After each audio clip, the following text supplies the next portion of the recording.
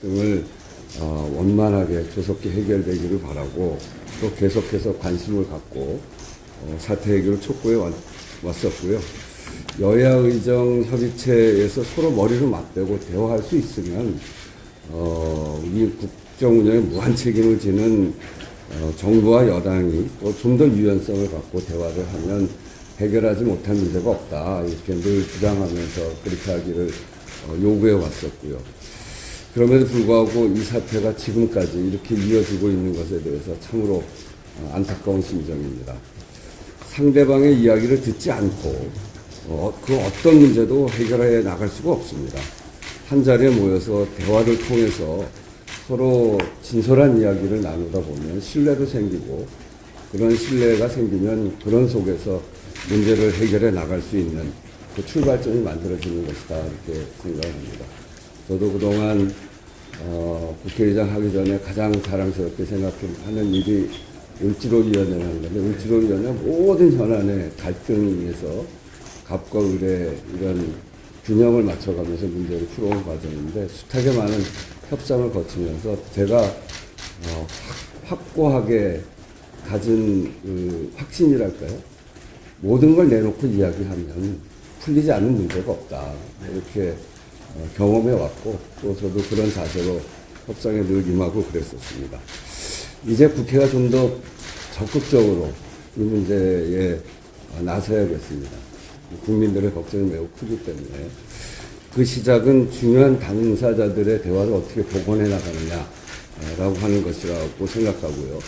상호 입장의 차이보다 공동의 이익이 어떤 것이 있는지 이런 것들을 찾아내고 그것을 확대시켜 나가고 현실화시켜내는 일, 그런 거라고 생각합니다. 다행히 국회도 그렇고 저도 그렇고 이렇게 첨예한 갈등을 해소하기 위해서 노력해온 많은 경험이 또 있기 때문에 우리 박주민 위원장도 그런 일들을 많이 해왔고 어떻게든지 문제를 풀어보자 하는 생각을 갖고 있고요. 오늘 만남을 시작으로 해서 국민의 눈높이에 맞는 의료개혁이 이루어질 수 있도록 함께 국회와 의료계가 노력해 갔으면 좋겠습니다. 오늘 주시는 말씀 잘 경청하고 국회의장으로서 또 국회가 국민들 어려운 문제를 풀어나가는 일을 해야 되는 것이기 때문에 국회의장으로서도 최선을 다하겠다, 이런 말씀드립니다. 네, 감사합니다. 네. 예. 우선 대한거사 FDN 김태구입니다. 먼저 이 자리를 마련해 주신 원수 국회의장님, 그리고 박주민 보건복지위원장님께 자리를 빌어서 다시 한번 더 감사의 인사를 드립니다. 윤석열 대통령이 의과대학의 교육 여건 또는 수련병원의 수련 환경을 고려하지 않고 2,000명 배정을 밀어붙였습니다. 현재 7,500명의 예과 1학년생들이 누적될 예정입니다. 한국어교육평가원에서 진행한 주요 변화 평가에서 세계 대학이 불인정될 것으로 언론 보도된 바 있습니다. 7,500명을 그대로 방치한다면 상황이 해결되지 않을 것이므로 나머지 대학들도 내년 혹은 내후년 정도에는 무더기로 평가 인정을 통과하지 못할 것입니다. 교육부와 보건복지부는 2026년 몇 명을 뽑을지 논의하기에 앞서 선발한 인원을 어떻게 교육할지 먼저 고민해야 할 시점입니다. 이를 위해서 현재 교육 여건하에서는 신입생 교육이 불가함을 인정해야 합니다. 그래야만 앞으로 이 사태를 어떻게 수습할지 논의가 시작될 수 있습니다. 2월 14일 의사수급추계위원회 관련 공청회가 있었습니다. 전공의 요구안에 대한 구체적인 논의가 시작되었다는 것에 의의는 있었지만 위원회의 독립성과 전문성 확보에 대한 시각차가 있었다는 것을 확인하였습니다. 특히 추계위가 보정심사나 조직으로 편성된다면 윤석열식의 잘못된 의료계획이 반복될 수 있습니다. 또한 사전에 의료 수요, 필요, 공급 등 의료 이용 행태 분석을 통해 보건의료 발전 계획을 수립하는 과정을 배제하고 의사수급 추계위원회만 논의되어 현재의 한계도 드러났습니다. 의사수급은 장기적인 관점에서 접근해야 합니다. 공청회 이후 우리 박주민 의원께서 수급추계위원회 구성에 대한 분명한 의지를 천명해 주신 점에 대해서는 감사하게 생각합니다. 다만 이번 법안이 대한민국 미래 세대에게 엄청나게 거대한 영향을 미칠 수 있는 만큼 추계위원회가 전문적, 합리적, 체계적으로 운영될 수 있도록 충분한 논의를 토대로 신중하게 진행되길 바랍니다. 윤석열 정부는 또한 필수의료 정책 패키지를 통해 환자의 선택권을 제한하고 환자의 의료비 부담을 높이며 의사의 진료권을 통제하는 정책을 추진하고 있습니다. 대표적인 예가 바로 실손보험 개혁입니다. 정부는 실손의료보험 혜택은 줄이면서 환자의 본인 부담률은 대폭 높였습니다. 결국 민간보험사의 이익만 보전할 뿐 의사와 환자 모두가 피해자가 되는 정책입니다. 정부는 필수 의료 정책 패키지를 백지화하고 원점에서 재논의해야 합니다. 젊은 간호사들이 전공이 대체제가 되어서는 안 됩니다. 병원의 경영난을 해결하기 위한 수단으로 활용되어서도 안 됩니다. 진료 지원 인력의 자격 기준, 표준기초 임상 교육 과정, 국가시험, 업무 범위, 운영 체계, 법적 책임, 그 어떤 것도 정립되지 않았습니다. 또한 간호사의 행위에 대한 책임 소재가 명확하지 않습니다. 사실상 국민 건강을 담보로 정부는 무책임한 정책을 일방 실험하고 있습니다. 현재 윤석열 정부의 의대 정원 정책과 필수의료 정책 패키지 발표 이후 세계 최고 수준이었던 의료 환경이 역행을 넘어 의료 재난으로 진행하고 있습니다. 의대생과 전공의는 7대 요구안을 주장하며 휴학과 사직을 한 지 벌써 1년이 다 되어 갑니다. 우리는 더 이상 침몰하는 의료 현장을 외면해서는 안 됩니다. 의사 수만 늘려서는 지역 의료와 필수 의료를 살릴 수 없다고 말하는 학생들과 전공의들의 목소리를 외면해서는 안 됩니다. 그들은 대한민국 의료의 미래를 발전시키고 책임져야 하는 미래 세대입니다. 우리 세대는 어려움 속에서 성장하는 것만이 살 길이라고 생각하며 살아왔습니다. 그렇게 이룬 대한민국 의료를 바탕으로 더 큰 발전을 이끌어갈 미래 세대에게 쌓여있는 문제들은 해결하지 않은 채 일방적으로 발표된 정부의 정원 정책은 깊은 절망을 안겨주었습니다. 준비되지 않은 의대 교육과 수련 교육의 부실은 대한민국 의료를 후퇴시키는 것입니다. 의료는 국민의 안전과 국가의 안정의 가장 바탕입니다. 의료는 더 이상 정치적으로 이용되어서는 안 됩니다. 정책은 지속 가능해야 합니다. 땜질식 처방은 누더기가 되어 본질을 잃게 됩니다. 오늘 이 자리가 대한민국 의료의 문제점을 다시 한번 되짚어보고 학생과 전공의들의 복귀에 국회가 앞장서서 해결책을 찾아 의료가 정상화되기를 바랍니다. 어제 감사합니다.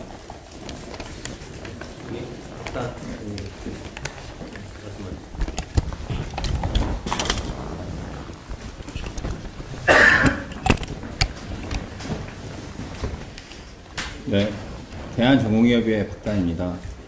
옆에 계신 우원식 의장님과 박주민 의원님께서는 앞서 언급하셨던 을지로위원회 위원장을 맡아 노동자의 권익보호에 앞장서 오셨습니다. 을지로위원회는 지난 2022년 화물연대 파업 당시에 업무 개시 명령이 강제 노동시키고 파업을 제한하는 반헌법적 조치라는 입장을 밝힌 바 있습니다. 또한 2016년 우원식 의장님께서 공동 발의한 화물자동차 운수사업법 개정안에서도 업무 개시 명령 제도는 국가 명령에 의해 직무 수행을 강제하여 종사자의 평등권과 직업의 자유, 행복 추구권을 과도하게 침해할 우려가 있으므로 이를 삭제해야 한다고 명시한 바 있습니다. 업무 개시 명령 폐지에 대한 논의도 시작되어야 합니다. 전공의 역시 대한민국 국민입니다. 전공의 노동권 보장을 위해 국회가 적극적으로 나서주시길 바랍니다. 이것이 의료공백 사태 해결의 실마리가 되길 기대합니다. 끝으로 젊은 의사들은 7가지 요구안을 제시하고 있습니다. 이것은 특혜나 특권을 요구하는 것이 아닙니다. 정치나 주술이 아닌 과학적인 방법을 통해 의사 수급을 추계하고 환자들이 전공의가 아닌 전문의를 더 자주 만날 수 있는 환경을 마련하며 필수의료 기피 원인인 의료소송 문제를 해결하고 전공의 기본권을 보장하는 것입니다. 이는 건강하고 지속가능한 의료 환경을 구축하기 위해 당연히 수반되어야 할 사항들입니다. 정부와 국회 그리고 대한민국 국민들께서 이 문제를 전향적으로 바라봐 주시길 바랍니다. 감사합니다.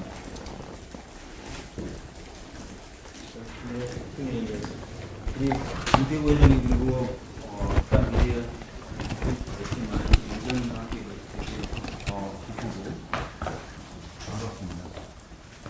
지난 금요일날 있었던 의료인력 수급 추계기구 관련된 공청회에도 의협에서 적극적으로 협조해 주셔서 또 감사하다는 말씀을 더 드려야 될 것 같습니다.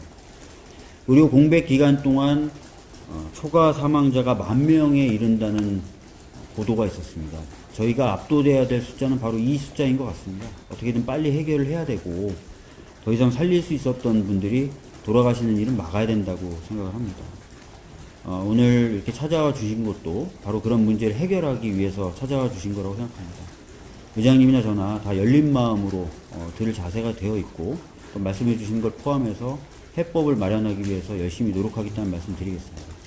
의료인력 수급 추계기구 관련돼서도 공청회 당시 나왔던 이야기를 포함해서 많은 이야기들을 듣고 말씀하셨던 것처럼 합리적이고 체계적인 기구로 탄생될 수 있도록 노력하겠다는 말씀 드리겠습니다. 진짜 이제는 좀 열린 자세로 서로 이야기하면서 해법들을 진짜 하나하나 만들어 나갈 수 있었으면 좋겠습니다. 오늘도 열심히 좀 듣도록 하겠습니다. 감사합니다. 자, 우원식 국회의장과 박주민 국회 보건복지위원장, 김태규 의사협회장과 박단 대전협 비대위원장은 오늘 의료 현장 정상화를 위한 다양한 현안들에 대해 깊이 있는 의견을 교환했다. 의료 갈등 해결에 대화 물꼬를 트기 위해 마련된 오늘 회동에서 국회와 의료계는 전공의 근로 환경 개선, 행정명령 처분 등에 대해 조기의 해법 마련을 위해 다양한 노력을 기울이기로 했다. 의대 정원에 대해서는 국회의장은 선발 규모 조정 등 해결의 시급성을 강조했고, 이에 대해 의료계는 교육 현장의 어려움부터 인식하는 것이 우선이라고 강조했다. 이상입니다. 다음 세부 내용들에 대해서는 박단 비대위원장께서 여러분 질문을 받을 거니까 질문하시면 될 것 같습니다. 뉴스원 방송 중입니다. 업무 개시 명령 오늘 거론하게 된 계기랑 우원식 의장이나 박주민 위원장에게 답변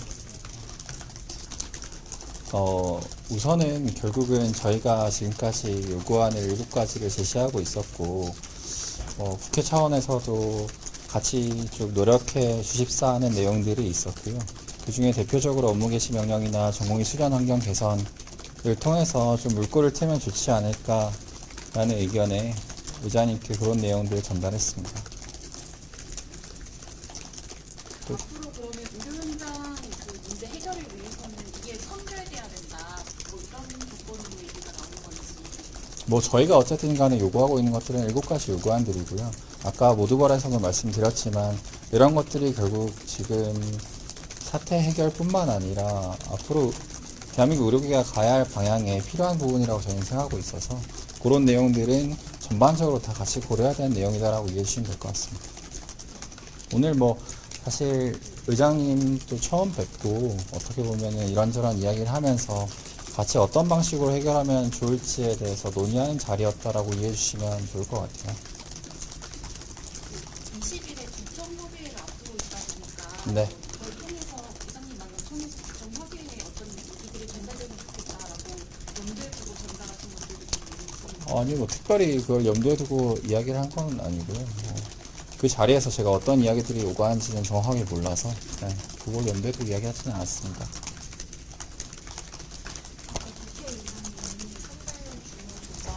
네.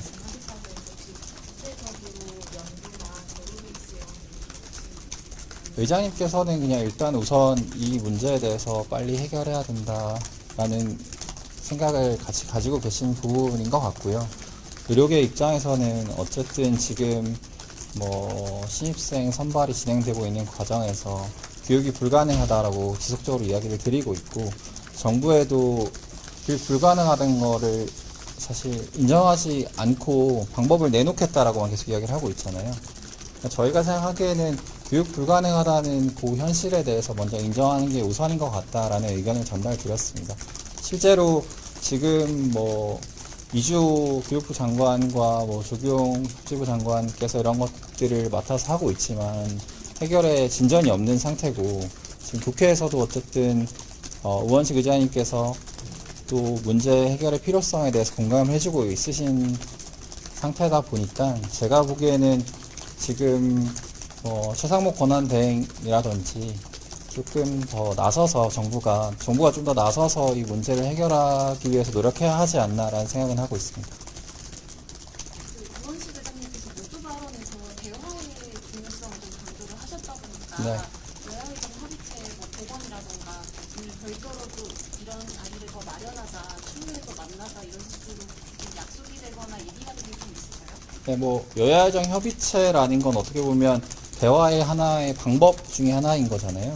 그래서 우선 앞으로 계속 대화를 지속하자라는 거에 대해서는 의장님도 뭐 박주민 의원님도 어느 정도 공감을 이뤘다라고 생각을 하고 있고요. 지금 구체적으로 언제 어떻게 만나자라는 이야기는 오간 건 없지만 앞으로 또 대화를 하지 않을까 생각하고 있습니다. 예, 국회에서 좀 전에 지금 추상호 권한대행이 나서는데 이제 정부가 좀 더 적극적으로 해결을 해야 한다는 말씀을 네. 하는데요. 좀 더 구체적으로 이 말이 그러니까 의정 간의 그러니까 정원을 두고 조금 더 이제 의정 간의 그래서 이 정책적 타협이라든지 이런 것을 좀 두고 하시는 말씀인지 그거 일단 하나 보시고요. 그리고 두 번째가 어쨌든 지금 국회도 그렇고 그다음에 정부도 그렇고 국회의원 추계위를 통해서 그리고 정부는 2월 중에 그 발표를 통해서 2026년 의대 정원 문제를 해결하겠다고 지금 발표를 한 상황인데 어쨌든 그 당사자인 국회를 해야 되는 정부는 당사자로서 정부나 국회의원 지금 그 방향에 대해서 여기 발맞춰서 좀 어떻게 국회를 하신다든지 대응을 하시는 어떤 방향을 좀 보이지. 뭐 계속 말씀드리지만 뭐 저희는 계속 7가지 요구안에 대해서 말씀을 드리고 있고요. 뭐 정원 문제 그렇지만 지금 결국은 정부가 나서서 이 문제를 해결해야 되는 부분들이 분명히 있잖아요. 국회도 어쨌든 간에 이 문제에 대해서 뭐 공감을 해주시고 책임감을 느끼고 또 대화에 나서고 하는 것들은 어쨌든 발전적인 방향인 건 맞지만 실질적으로 대부분의 권한이 정부에 있는 상황이다 보니 정부에서 나서서 뭔가 해결하려는 의지가 없는 상태로는 뭐 진전이 없지 않을까 하는 거고요. 국회 차원에서 해결할 수 있는 것들이 무엇이 있을까를 추가적으로 고민하는 상황이다 라고 이해해 주시면 될 것 같습니다.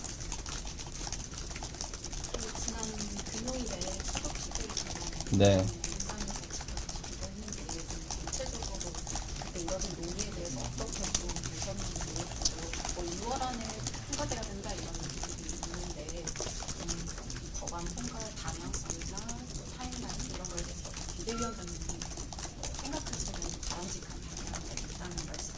그 수급추계위원회는 당시에 공청회에서도 여러 진술인 분들께서 말씀을 해주셨지만 사실 이게 정치적으로 접근할 게 아니라 과학적인 관점에서 접근해야 되는 부분인 거고 이번에 뭐 정부가 제시했던 3개의 보고서인 것처럼 앞으로 어떤 방향으로 우리가 의료 이용을 하게 될 것이고 거기에 필요한 의사수는 얼만큼인가를 논의한 다음에 또 이걸 또 추계를 해야 할 겁니다. 그러면 이게 단기간 해결될 수 있는 부분이 아니라서 의사수급 추계위원회 자체는 약간 장기적인 과제의 관점으로 이해하시는 게 저는 바람직하다고 생각하고 있습니다.